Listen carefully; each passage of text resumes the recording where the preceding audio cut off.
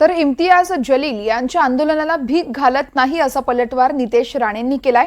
तसेच आमचे रामगिरी महाराज योग्यच बोलले आहेत असं म्हणत पुन्हा एकदा नितेश राणेंनी रामगिरी महाराजांच्या वक्तव्याचं समर्थन केलंय। जमलेले जे काही जिहादी जे मुंबईला जमतायत त्यांच्या आणि तिरंग्याचा काय संबंध हा मुळामध्ये त्यांनी मला पहिले सांगावं।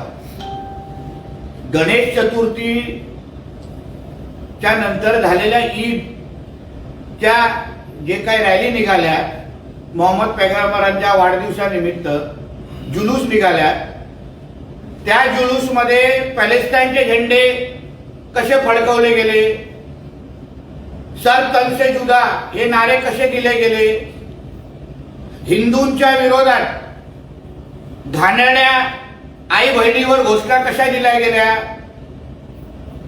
मंदिरांच्या बाहेर जोरात जोरात डीजे कसे लावले गेले,